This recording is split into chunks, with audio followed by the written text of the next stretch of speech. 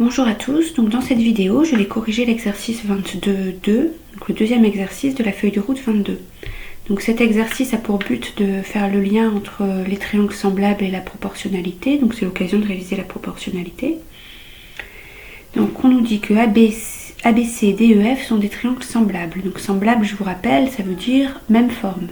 Plus précisément, ça veut dire qu'ils ont les mêmes angles. On sait que les longueurs de ABC sont, donc on connaît les longueurs d'ABC, donc 1,7 cm, 2,2, 2,6. Par contre, pour le triangle DEF, on ne connaît pas les longueurs, on n'en connaît qu'une. On connaît la plus petite, mais on ne connaît pas la moyenne qui est EF, ni la plus grande qui est FD. Alors, première question, a priori, ça c'est pas de la géométrie, c'est juste de la proportionnalité. Qu'est-ce qu'on peut dire du tableau suivant? Donc vous voyez qu'on a mis dans la première ligne les longueurs de ABC, donc on a trié par ordre croissant, petit côté, moyen côté, grand côté. Et on a mis aussi les longueurs du triangle DEF, des côtés du triangle DEF. Petit côté, moyen côté, grand côté. C'est ce que ça veut dire par ordre croissant. On est quand même obligé de les trier. Et donc qu'est-ce qu'on peut dire de ce tableau-là? Donc ça c'est dans le cours. On sait que si deux triangles sont semblables, leurs côtés sont 2 à 2 proportionnels, c'est-à-dire que pour passer du petit côté de ABC au petit côté de DEF, on va multiplier par le même nombre que pour passer du moyen côté de ABC au moyen côté de DEF ou du grand côté de ABC au grand côté de DEF. Donc en fait, les longueurs sont proportionnelles 2 à 2, donc on a bien un tableau de proportionnalité. On sait que les triangles sont semblables.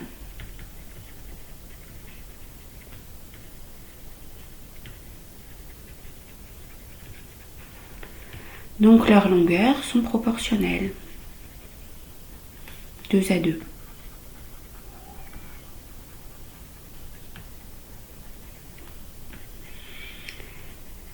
Voilà.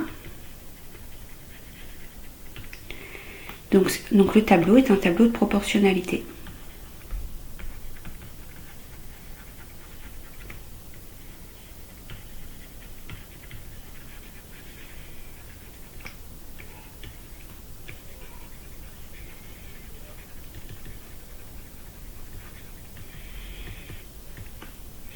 Donc le tableau est un tableau de proportionnalité.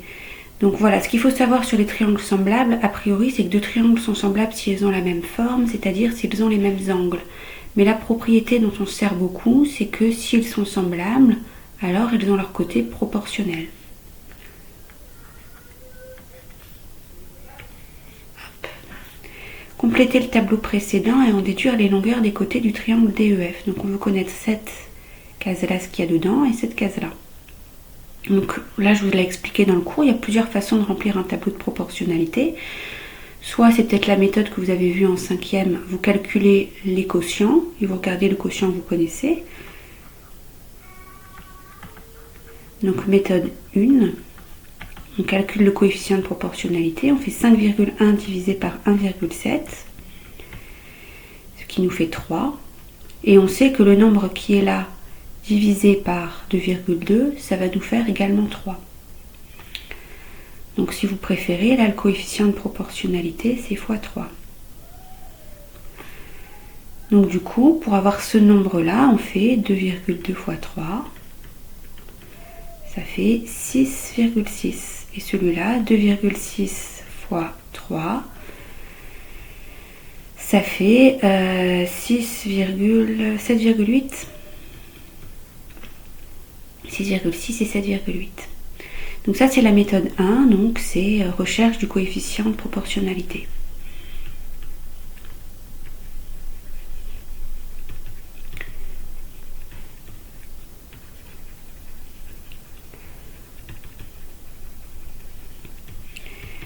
Voilà, donc il ne faut pas se tromper, il faut bien mettre la flèche dans le bon sens. On a fait 5,1 divisé par 1,7.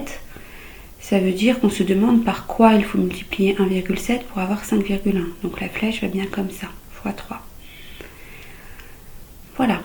Ensuite, on peut s'arrêter là. Si vous avez trouvé là, ça suffit. Vous n'êtes pas obligé de regarder la suite. Sinon, si vous n'avez pas utilisé cette méthode, vous pouvez regarder l'autre méthode. Donc l'autre méthode, c'est ce qu'on appelle soit le produit en croix, soit la règle de 3, ce qui sont deux méthodes qui sont quand même très proches, que souvent on peut même dire que c'est une seule méthode. Donc la méthode, moi je fais ce petit symbole, ça nous dit que pour mettre quelque chose dans cette case, il faut faire 2,2 fois 5,1 divisé par 1,7. Donc ici, on va avoir 2,2 fois 5,1 divisé par 1,7. Et ça, on sait que ça fait, enfin on le fait à la calculatrice, 6,6. Et donc là, pareil, on fait le même petit symbole. Et donc on fait 2,6 fois 6,6. On suit l'ordre comme ça par lequel on l'a tracé, le petit symbole. 2,6 fois 6,6 divisé par 2,2. Et ça fait aussi, non, ça fait pas la même chose, ça fait 7,8. Alors dans le corrigé que vous avez sur Pronote, j'ai fait par rapport, non pas à cette case-là, mais par rapport à celle-là. Parce que celle-là, c'est moi qui l'ai calculée, donc si j'ai fait une erreur, l'erreur risque de se répéter. Donc si vous voulez, j'ai fait comme ça, 2,6 fois 5,1 divisé par 1,7. Ça revient au même, hein, mais... Si vous demandez à votre calculatrice, vous allez bien trouver la même chose. D'accord ? Ok. Et donc la dernière méthode. Donc ça, vous voyez, c'est une méthode qui est pratique, parce qu'on se rappellera facilement qu'il faut faire comme ça, qu'il faut faire ce petit symbole, etc. Mais c'est plus un moyen mnémotechnique qu'autre chose. On ne comprend pas très bien ce qu'on fait. C'est une astuce, on va dire. Alors c'est une astuce pratique. Mais effectivement, c'est bien de comprendre ce qu'on fait. Donc si vous préférez faire avec la première méthode, en calculant le coefficient de proportionnalité, je comprends tout à fait. Elle est plus logique, l'autre méthode. Peut-être plus longue, mais plus logique aussi. En tout cas, les deux sont bonnes. Et enfin, le produit en croix. Mais alors le produit en croix, ça vous dit que si vous faites une croix comme ça, là c'est pareil, hein, c'est une astuce. Donc là, vous avez un nombre qui est inconnu, donc je l'appelle x. Donc ce qu'il y a sur les branches sur les deux branches des x, si vous multipliez 1,7 fois x, ça va être égal à 2,2 fois 5,1. Donc ça, c'est produit en croix. L'autre méthode, c'était règle de 3. Bon, c'est très proche. Produit en croix. Donc là, vous avez une équation, parce que vous avez l'inconnu x qu'il faut résoudre. Alors, je vous rappelle que résoudre une équation, c'est isoler l'inconnu. Là, l'inconnu x, elle n'est pas toute seule, parce qu'elle est accompagnée de 1,7. Donc, elle est multipliée par 1,7. Donc, on fait l'opération inverse des deux côtés. Donc là, je recopie simplement mon égalité. Et je vais faire la même opération à gauche et à droite. Je vous rappelle que quand on fait une équation, on a toujours le droit de faire les mêmes opérations à gauche et à droite. Par exemple, j'ai le droit de faire plus 42 à gauche et à droite. J'ai le droit de faire moins 5 à gauche et à droite. Du moment que je le fais à gauche et à droite, c'est juste. Après, c'est pas sûr que ce soit utile. Là, ce qui était utile de faire, c'était de diviser par 1,7. Alors, 1,7 fois x divisé par 1,7, c'est comme si vous n'avez pas multiplié par 1,7 finalement.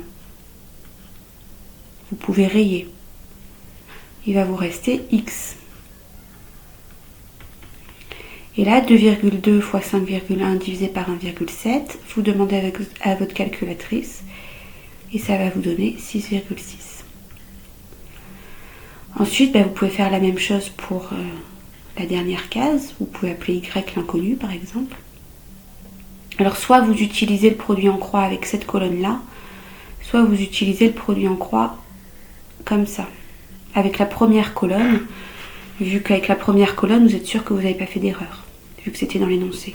Donc soit vous écrivez 1,7, avec la croix verte, 1,7 fois y égale 2,6 fois 5,1. Donc vous divisez par 1,7 de chaque côté. Donc il vous reste y à gauche et 7,8 à droite si vous faites le calcul.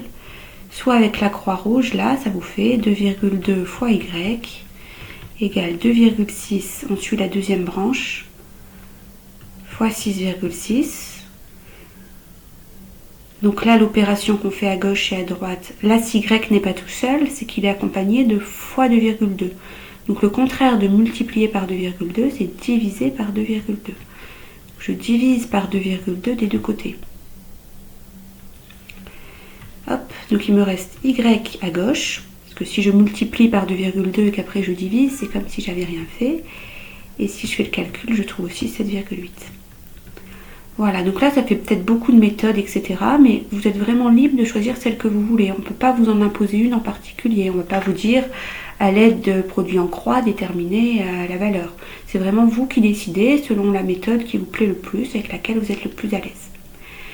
Bon, si vous avez encore du mal après avoir vu la vidéo une ou deux fois, n'hésitez pas à m'écrire sur Pronote. Voilà, bon courage.